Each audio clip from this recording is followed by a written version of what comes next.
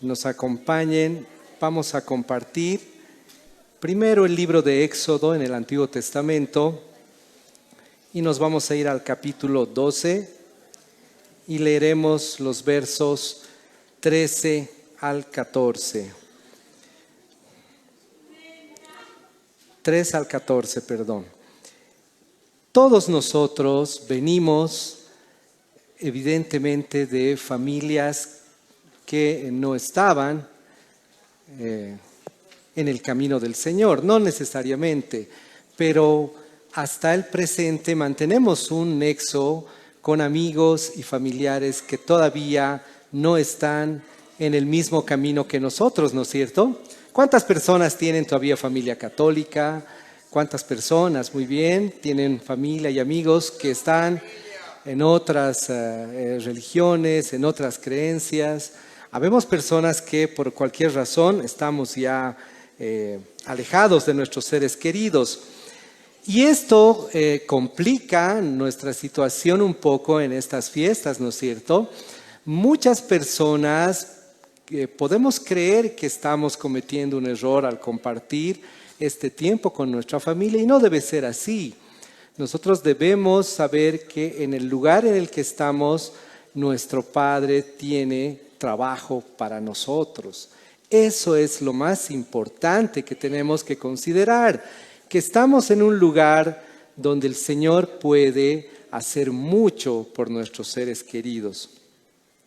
Y en estas fechas hay un sinfín de celebraciones y las cosas van cambiando. Por ejemplo, yo recuerdo cuando era niño no existía una feria de panes, ¿no es cierto? Eso se reservaba para la fecha de Todos los Santos. En cambio ahora vemos que en muchas plazas y lugares se ha establecido una feria para comercializar pan. No es malo, ¿no es cierto? Pero ¿qué vemos? Que las tradiciones que hay en el mundo cada vez se alejan más de la palabra de Dios. Por eso es importante que nosotros compartamos qué es la Pascua, qué fue la Pascua, cómo nació la Pascua, ¿no es cierto? Y vamos a ir por favor ahora sí a leer el libro de Éxodo en su capítulo 12 y leemos desde el verso 3. ¿Qué dice la palabra del Señor? Hablad a toda la congregación de Israel diciendo, en el 10 de este mes tómese cada uno un cordero, según las familias de los padres, un cordero por familia. Mas si la familia fuere tan pequeña que no baste para comer el cordero, entonces él y su vecino inmediato a su casa tomarán uno según el número de personas. Conforme al comer de cada hombre, haréis la cuenta sobre el cordero. El animal será sin defecto, macho de 1 año. Lo tomaréis de las ovejas o de las cabras, y lo guardaréis hasta el día 14 de este mes, y lo inmolará toda la congregación del pueblo de Israel entre las 2 tardes. Y tomarán de la sangre y la pondrán en los 2 postes y en el dintel de las casas en que lo han de comer. Y aquella noche comerán la carne asada al fuego y panes sin levadura, con hierbas amargas lo comerán. Ninguna cosa comeréis de él cruda, ni cocida al agua, sino asada al fuego. Su cabeza con sus ojos y sus entrañas. Ninguna cosa dejaréis de él hasta la mañana. Y lo que quedare hasta la mañana, lo quemaréis al fuego. Y lo comeréis así, ceñidos vuestros lomos, vuestro calzado en vuestros pies y vuestro bordón en vuestra mano. Y lo comeréis apresuradamente. Es la Pascua de Jehová. Pues yo pasaré aquella noche por la tierra de Egipto y heriré a todo primogénito en la tierra de Egipto, así de los hombres como de las bestias, y ejecutaré mis juicios en todos los dioses de Egipto, yo Jehová. y la sangre os será por señal en la casa donde vosotros estéis. Y veré la sangre y pasaré de vosotros, y no habrá en vosotros plaga de mortandad cuando hiera la tierra de Egipto. En este tiempo en que la ciencia avanza cada minuto, cada segundo, y se hacen nuevos descubrimientos, hay un sinfín de variaciones en la apreciación que el mundo tiene de la realidad del pueblo hebreo en Egipto.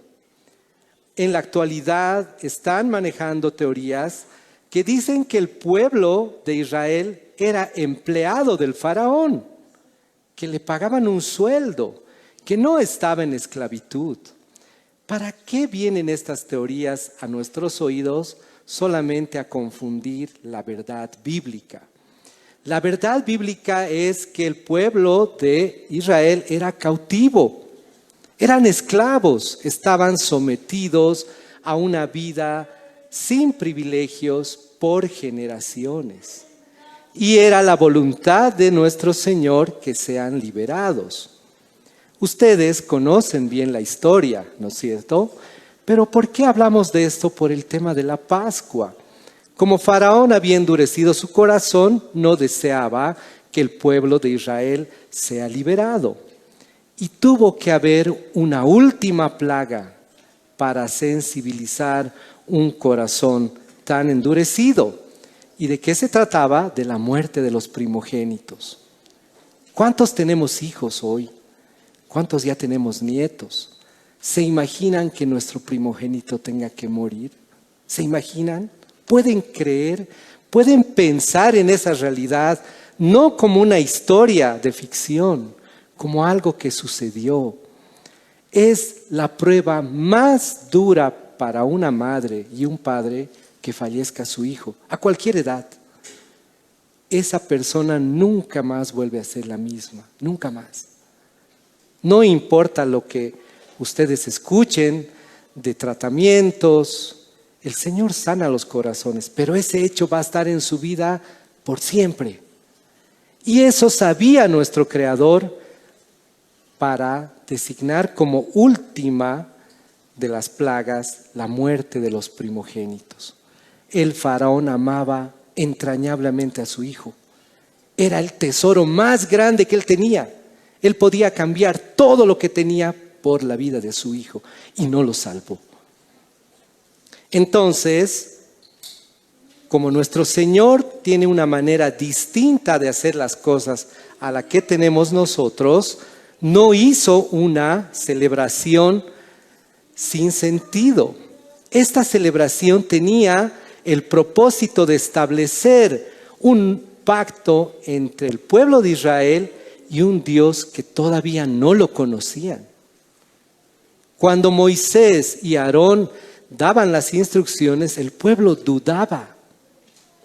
El pueblo decía, ¿será cierto esto? ¿Será que lo podemos hacer? Creo que no es cierto. No creían en Dios. Ya habían visto varias cosas sobrenaturales pasar en Egipto y aún así el corazón del pueblo estaba igual de endurecido que el del faraón. Muchas personas creen que cuando nosotros ponemos la actitud del pueblo de Dios en evidencia, estamos haciendo mal.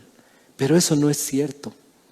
Es importante que nosotros los creyentes tengamos un corazón honesto, abierto a la realidad. No tenemos que fantasear. Muchas personas utilizan versos bíblicos para querer mostrar una realidad distinta. Y eso es muy peligroso. Satanás está como león rugiente todo el tiempo. Nosotros tenemos un enemigo que quiere nuestras almas y quiere nuestra perdición. Por eso necesitamos estar atentos a toda palabra que viene del Señor. Entonces el pueblo tenía que hacer una especie de ritual. En este ritual deberían escoger un cordero o una cabra. Cuando yo era pequeño no me enseñaron que había la opción de que sea una cabra. Y muchos dirán que tiene que ver eso. Tiene que ver con lo que viene después. con la aparición de nuestro Señor Jesucristo. Este sacrificio era temporal. Nosotros no podemos abrazar este tipo de fiesta porque ese sacrificio es temporal. La cabra o el cordero iban a dar la señal para que el ángel de la muerte no mate al primogénito, pero solamente por esa noche. Muchas personas creen que los rituales, que los podemos repetir, que están en la palabra, son permanentes, y no es así. Nada de lo que hagamos materialmente nos va a dar lo que Jesucristo nos dio permanentemente. Por eso es importante que separemos las fiestas de Pascua. Entonces, ¿qué hizo el pueblo? Obedeció. Obedeció. Eso es algo que al Señor le agrada en sus hijos, que obedezcamos sin cuestionar. ¿Cuál es nuestro defecto como seres humanos? Que apoyados en nuestro conocimiento, y más aún si nosotros somos personas que amamos la lectura o que nos gusta aprender mucho, divagamos las verdades bíblicas en nuestro pensamiento. Y nuestro pensamiento nos traiciona. ¿Por qué? Porque se enlaza con nuestro corazón. Y nuestro corazón es engañoso. El pueblo de Israel obedeció y la noche de la celebración de la Pascua de Jehová en el Antiguo Testamento se ejecutó el juicio. En lo que hemos leído, Jehová dice, voy a ejecutar mi juicio. Egipto era un pueblo idólatra, completamente idólatra. Tenían rituales paganos todo el tiempo. Y el rey, como en la actualidad los gobernantes, estaba y participaba de las cosas más abominables que una persona puede creer. Bebían sangre de animales y de otras cosas. Comían todo tipo de cosas pensando que eso les iba a dar más poder. Y como vemos en nuestra actualidad, muchas personas creen que el comer una cosa o el dejar de comer otra tiene algún poder o significado. Eso es mentira. Es solamente algo que se come por la ocasión. No va a tener ningún efecto en nuestras vidas. Lo único que trajo esto fue religiosidad. Y Satanás sabía que podía usarlo. Entonces, el pueblo de Israel, al obedecer, vio la mano poderosa del Señor. Falleció el primogénito del faraón. ¿Qué dijo Faraón? Váyanse. Porque su corazón estaba roto. Nada de lo que iba a pasar más adelante iba a sanar ese corazón. Y el pueblo egipcio, que veía que Faraón era intocable, porque él mismo se llamaba la estrella de la mañana. Faraón había convencido a la gente que él fue puesto por los dioses, y esos dioses no impidieron la muerte de todo primogénito en Egipto. Nadie más le iba a hacer la pleitesía que estaba acostumbrado a recibir Faraón. Entonces se había destruido el imperio con la mano de Dios en una noche. Nuestro Señor, el Padre, destruyó el imperio que había costado años erigir en una noche. Y esa fue la manera en que el pueblo de Israel pudo escapar. Pero para que veamos cuán engañoso es nuestro corazón, cuando el pueblo ya se había ido, Faraón en la Biblia nos narra que se arrepiente. Y dice, no es posible que haya dejado todos mis esclavos irse. ¿Qué voy a hacer? Hay que perseguirlos. Lo que el Señor destina a que va a suceder, nada que el hombre haga puede detenerlo. Y el faraón fue tras el pueblo, pero Dios tenía un plan que ningún hombre sabía. Moisés no sabía que iba a abrir el mar. Por el poder del Señor no sabía. Nosotros creemos que los seres humanos que participaron en la Biblia tenían la receta y no la tenían. No podemos creer eso, no podemos cometer ese error. Todo ser humano que está en la Biblia sigue siendo humano, con excepción de nuestro Señor Jesucristo. Entonces, cuando el pueblo salió de la cautividad en Egipto, hubo que trabajar mucho en esos corazones, ¿no es cierto? Era un pueblo que, a pesar que había visto maravillas, estaba en duda por todo lo que había visto en su vida de cautivo.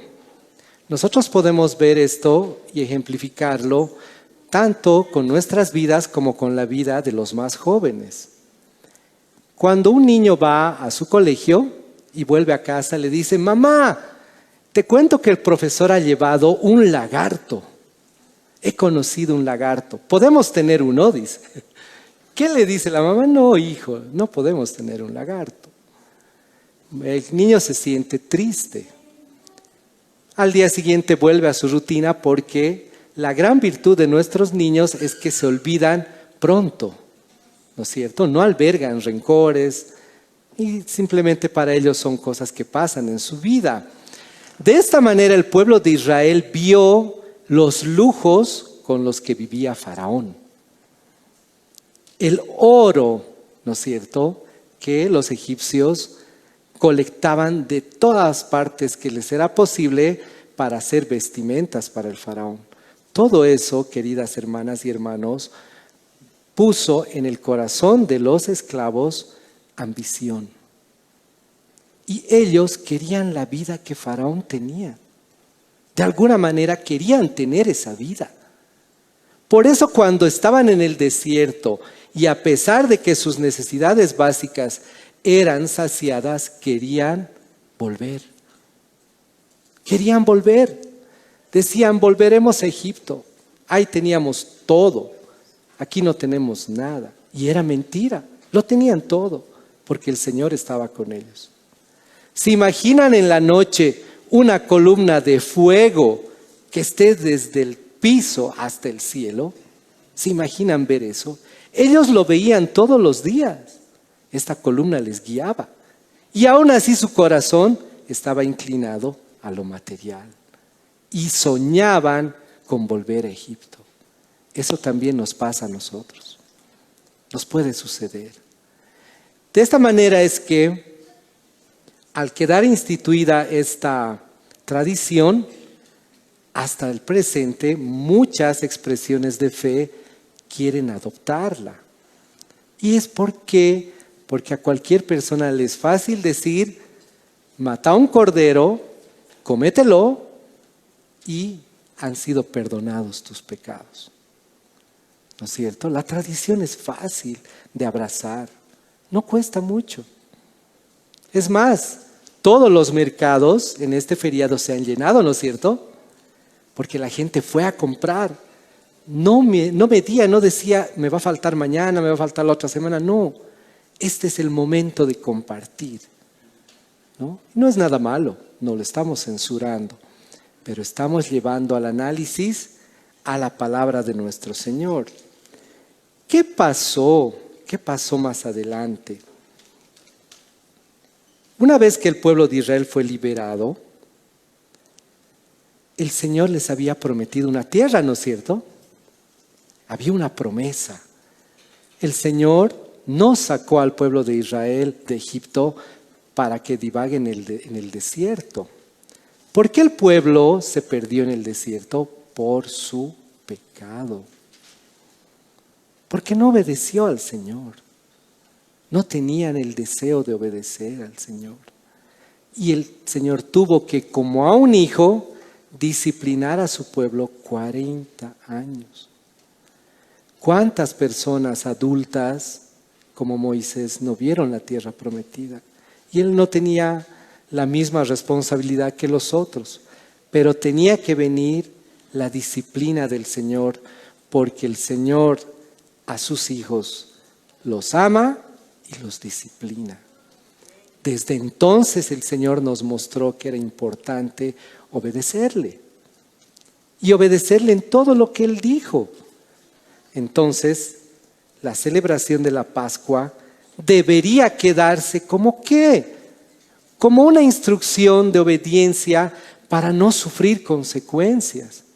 Pero todo lo contrario, se ha convertido en una fiesta en la que está bien reflexionar un poco, pero tú puedes hacer lo que quieras, puedes viajar, puedes salir con tus amigos, puedes hacer un sinfín de cosas y ya no está ahí la obediencia al Señor.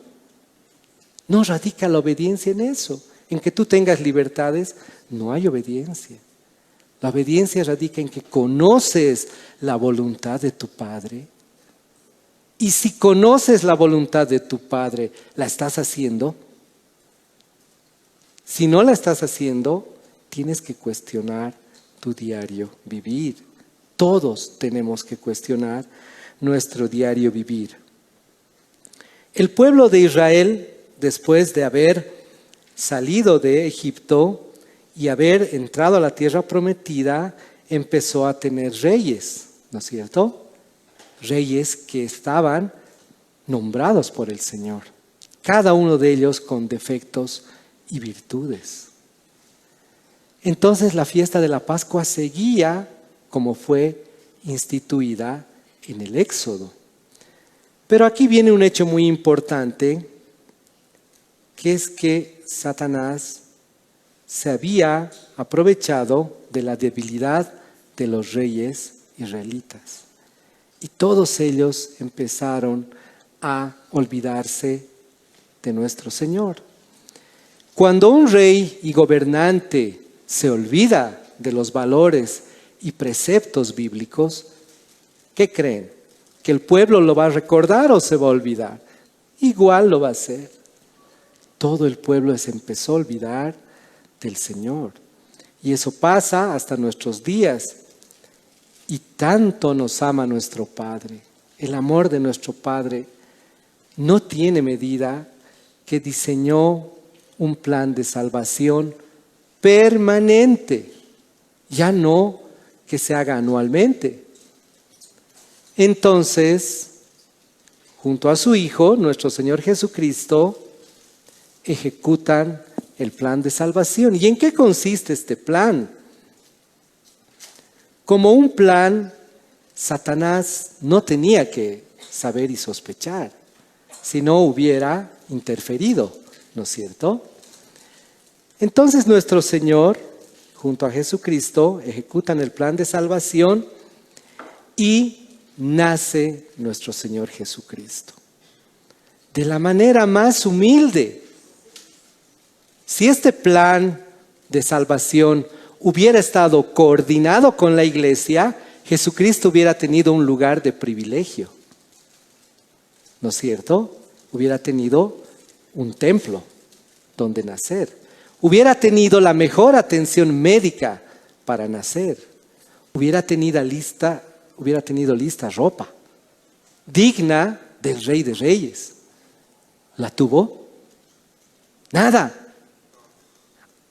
A partir de ese momento, del nacimiento de nuestro Señor Jesucristo, se establece algo que nosotros rechazamos por naturaleza.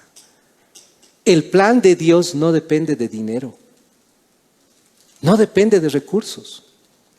Por eso el Señor le dijo un ángel a José, mandó un ángel para que le diga a José, tienes que ir a este lugar para que nazca.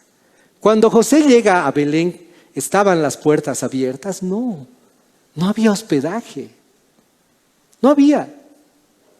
Y por la misericordia del Señor, un hospedero le brinda el pesebre. El lugar donde nadie de nosotros quisiera que su hijo nazca. ¿O sí? ¿Qué pasa en las familias cuando hay un embarazo? Cuando alguien de nuestros seres queridos va a tener un hijito. De donde sea, obtenemos el dinero, ¿o no? Si no está asegurada nuestra esposa o nuestro familiar, tenemos que pagar una clínica. No fue el caso del Señor. Y esto es muy importante, queridas hermanas y hermanos, Porque siempre tendemos a creer que el Señor depende de los recursos, que el Señor depende de nosotros. Es un error fatal. El plan de salvación nació con 0 recursos. Nada. Y nació Jesucristo en un pesebre y las señales que le acompañaron al nacimiento de nuestro Señor fueron tan evidentes, que un mundo sin internet se enteró. De lugares muy lejanos llegaron a visitar al Rey de Reyes. No había Facebook, por si acaso. No había nada, no había radio, no había televisión, no había periódicos, pero se enteraron de la llegada del Rey de Reyes. Y este nacimiento marca el cambio para todo lo que nosotros hubiéramos aprendido sin la venida del Señor. Por eso hay religiones y formas de fe que excluyen al Señor Jesucristo y solo se van hacia atrás. Actualmente, este tipo de creencias se están metiendo a la iglesia. Y el día de hoy es mi responsabilidad advertirles que no van a lograr nada creyendo que son judíos. Busquen en su descendencia, no van a lograr nada. No tiene ningún significado por el sacrificio de Cristo. Por eso ponemos énfasis a este plan de salvación. No vamos a lograr nada haciéndonos crecer una barba hasta el piso, poniéndonos la ropa que ellos usaban. No vamos a lograr nada. ¿Saben por qué? Porque el día que estemos cara a cara con el Señor, todo eso no va a valer absolutamente nada. Y quiere nuestro Señor que entendamos ese su plan. ¿Para quién es el plan de salvación? ¿Le beneficiará al Padre, al Hijo o al Espíritu Santo? No, es para nosotros. Y quiere que como hijos abracemos la salvación como el tesoro más preciado. Todo lo demás no tiene importancia. Y en esta vida es lo que nos cuesta. Lo que más nos cuesta entender es que en el plan de salvación el Señor se ha fijado en cada uno de nosotros para hacer cosas específicas y no las estamos haciendo. Entonces necesitamos comenzar nuestra relación con el Señor para que dé fruto. Hemos compartido ya muchas veces, no existen frutos invisibles. No hay. Cuando un árbol de naranjas crece y da su fruto, ¿se esconderán las naranjitas? No es posible, hermanos. No es posible, hermanas. Los frutos se tienen que ver constantemente en nuestra vida y en la vida de todos nosotros. Por eso nuestro Señor Jesucristo, desde el principio que Él comenzó su ministerio, fue notorio. Y Él, lleno del Espíritu Santo, daba frutos notorios. Así que vamos a, por favor, ahora irnos al libro de Lucas. Acompáñenme todos los que tienen su Biblia.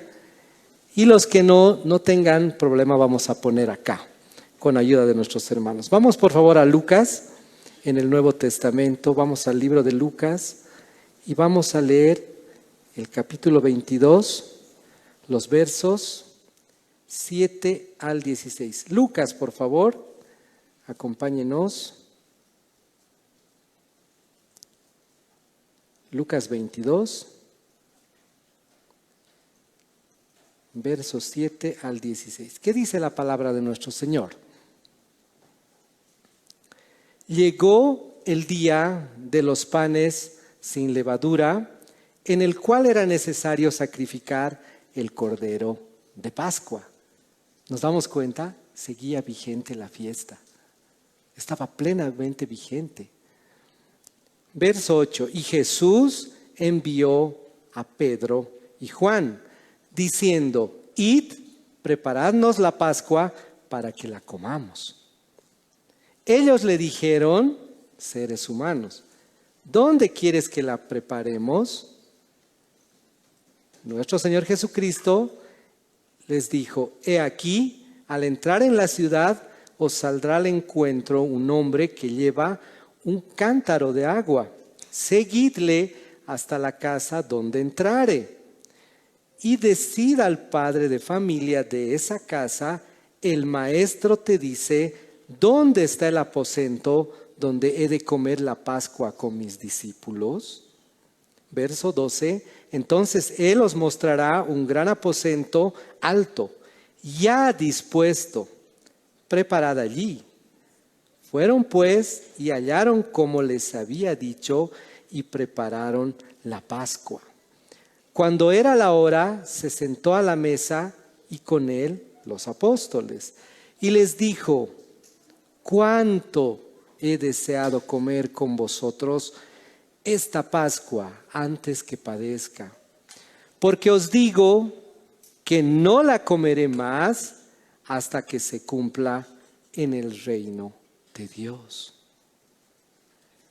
¿Qué podemos ver?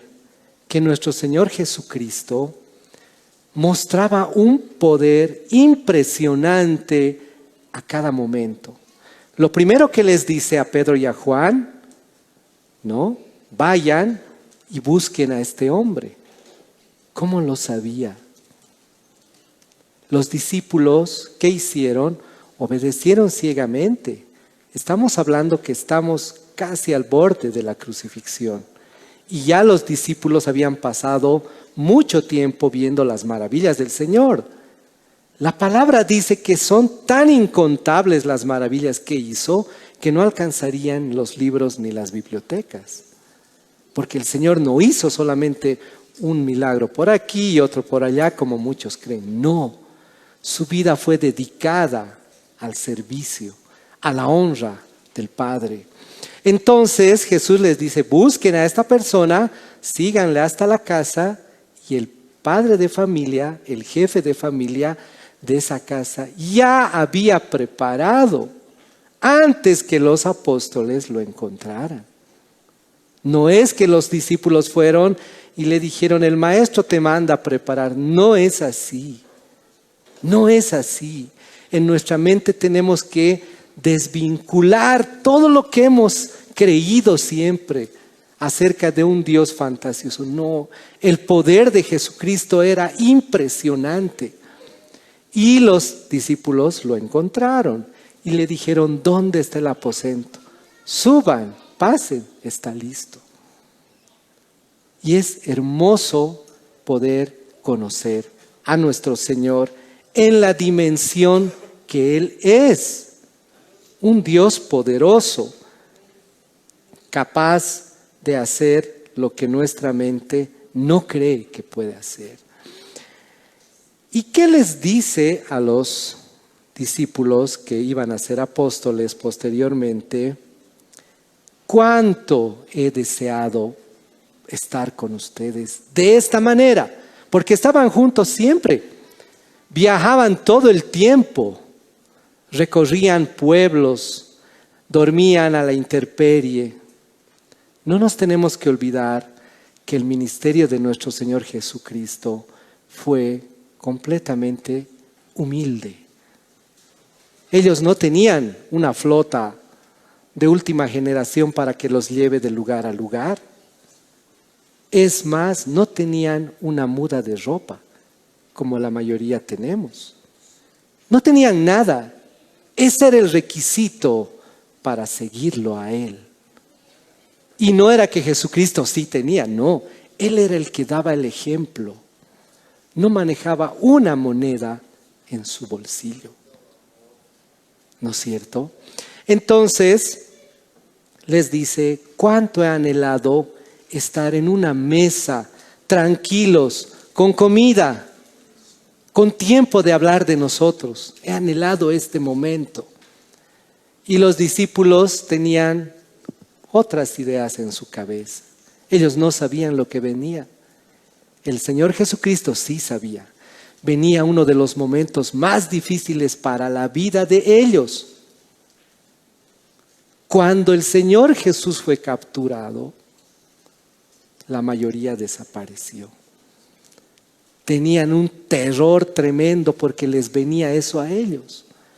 Por eso el Señor Jesucristo les dijo, no se preocupen, va a venir el Consolador. La llenura del Espíritu produjo en ellos la fuerza que no tenían antes de conocer al Espíritu Santo. Entonces, en el momento en que el Señor Jesús quería compartir más, en ese momento le dicen, tú te vas a ir, ¿quién va a ser el mayor entre nosotros? ¿No? La competencia. No querían saber qué le iba a pasar a él, si se iba a ir físicamente, si lo iban a matar. No querían saber los discípulos. Querían saber quién era el líder entre ellos. Y nuestro Señor Jesucristo, lleno de sabiduría, aprovecha a decirles, de ustedes, el que quiere ser el mayor, sirva. Tiene que ser el menor. Ustedes han visto que una de las cosas que se hace en Pascua es el lavado de los pies, ¿no es cierto? Que obviamente le dan un significado aproximado. Pero nuestro Señor Jesucristo quería que los apóstoles sepan que ninguno de ellos estaba capacitado para ser el mayor, como fue Él. Nunca más van a ver ustedes en la Biblia que haya un lavado de pies. No van a ver a uno de los apóstoles alimentar a tanta gente. No van a ver. No van a ver una transfiguración de uno de los apóstoles. Porque no podían. Ellos eran seres humanos como nosotros. Entonces el Señor Jesús aprovecha y les dice, tranquilos, no se preocupen de ser los mayores acá.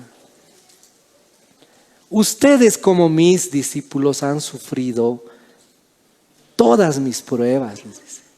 ¿Qué les está deparado? Les voy a llevar a unos tronos. ¿Por qué el Señor Jesús les dijo eso? Para que ya la charla quede ahí. Porque ellos hubieran querido seguir hablando, Señor, por favor, dile por favor a Pedro que él no va a ser la piedra angular de tu iglesia. Dile a Juan que no va a hacer las maravillas que hizo por tu espíritu. No, el Señor sabía que iba a perder tiempo valioso. Eran los últimos momentos del Señor en esta tierra como hombre. ¿No es cierto? Entonces Jesús les dice, tranquilos, van a estar conmigo. El lugar que mi Padre me va a dar a mí, también se los va a dar a ustedes de acuerdo a sus promesas. Entonces, nuestro Señor Jesucristo empieza a compartir la parte final, que es lo que la mayoría de los creyentes de distintas fees quieren hacer, ¿no es cierto? Hablar de la crucifixión, que es algo bueno. Es bueno. Muchos de nosotros hemos recibido de esa manera, en un colegio católico, en un colegio no católico, o donde hayamos estado, nos han enseñado qué ha pasado en la crucifixión, sin detalles. Todo lo que hemos aprendido estaba divorciado de la doctrina que el Señor quiere que nosotros entendamos. Y ahí viene algo muy importante que le pasó al Señor Jesucristo. Vamos a ir un poquito atrás a su bautizo. Por favor, les pido que me acompañen al libro de Juan, en el Nuevo Testamento también.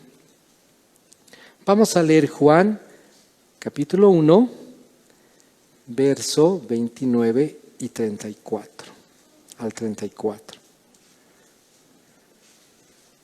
¿Se acuerdan cuando Jesucristo estaba en el vientre de su madre y se encuentra con la madre de Juan?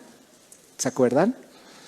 ¿Qué dice la palabra? Que el bebé dentro, ¿no es cierto?, de la barriguita dio un salto. Juan fue usado desde el vientre de su madre. Y esta es la muestra. Mucha gente duda. Muchos creyentes llegamos a dudar de que Cristo realmente, el Padre, nos vio en el vientre de nuestra madre. Y eso tenemos que creer, hermanas y hermanos.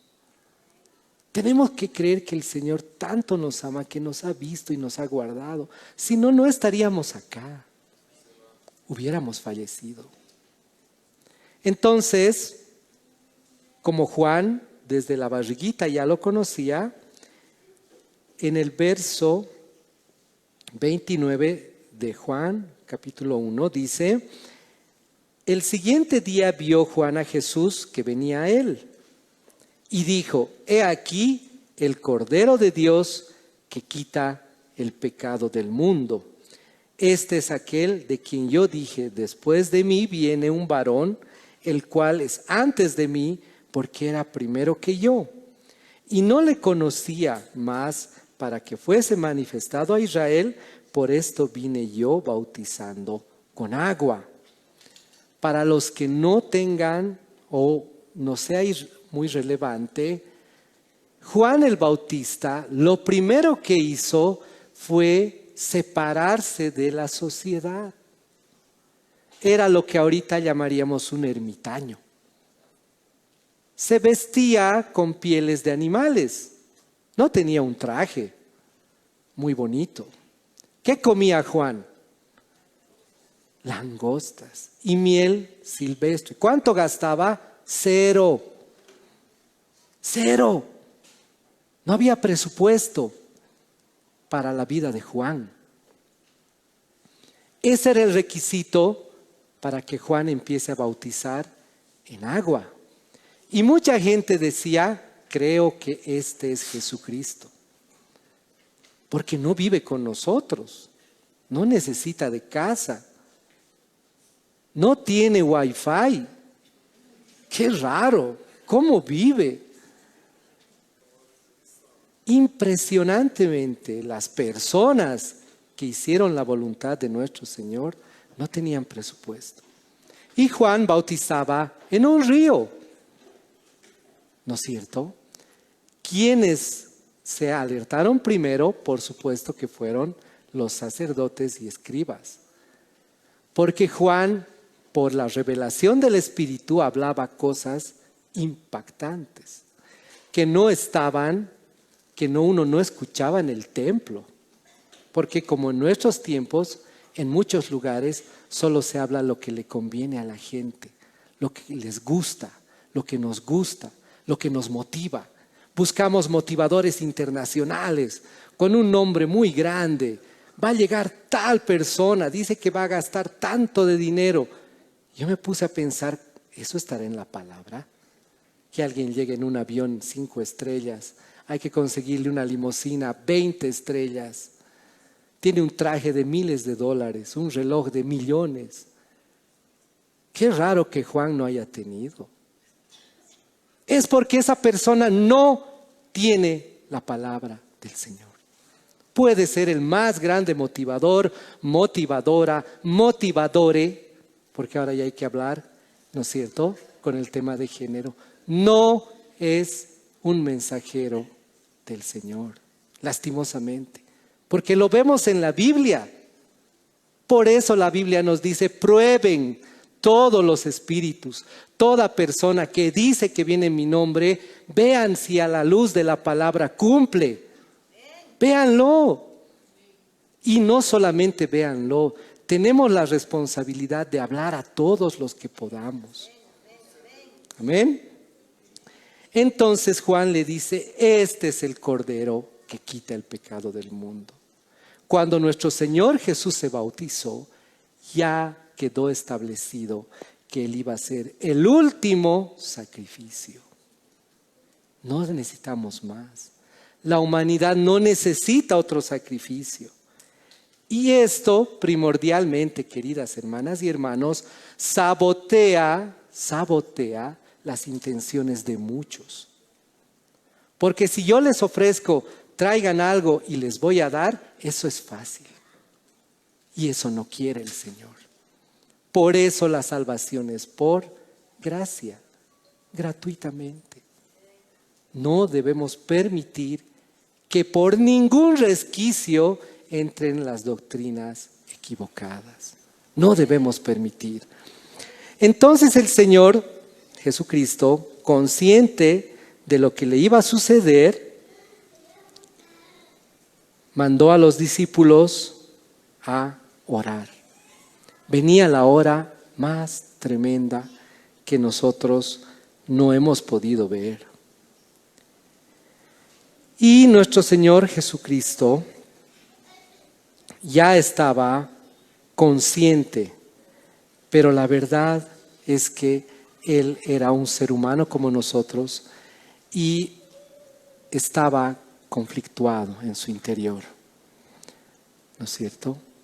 En estos tiempos, estimada iglesia, es muy triste ver que están comparando a Moisés, a Pablo con Jesús.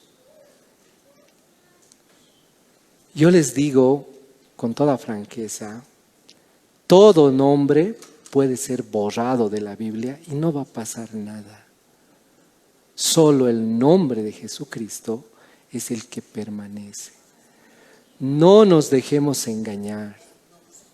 No permitamos que alguien diga, Moisés hizo estas cosas, Pablo fue llevado. Ellos pasaron cosas sobrenaturales con un propósito. Y lo más importante es el propósito, no la persona. Todos somos a la obra de Dios intercambiables. Nos tenemos que sentir honrados de ser hijos de Dios, de hacer la obra de Dios. ¿Con qué costo? Cero. Cero. Yo honro al Señor con mis bienes. No estoy atado a mis bienes, porque sé que un día los puedo perder y voy a seguir con el Señor. Él me va a levantar.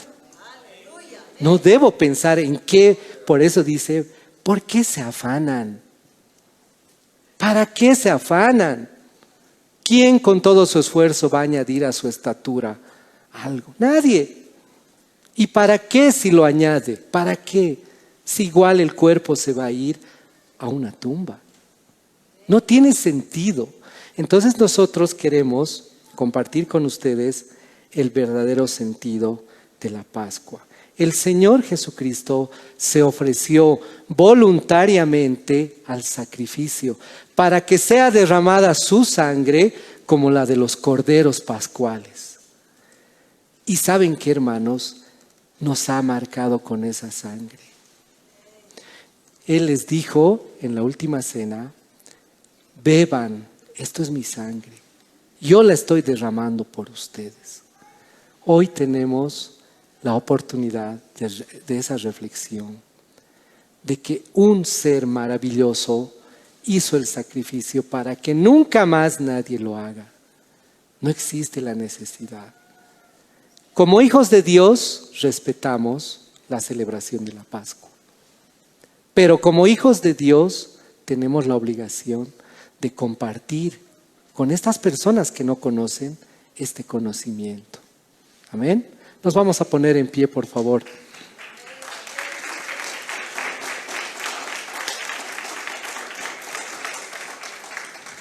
Bendito es el nombre de nuestro Señor. Dice la palabra de Dios en 1 Corintios, el verso 15. 1 Corintios capítulo 15, verso 55.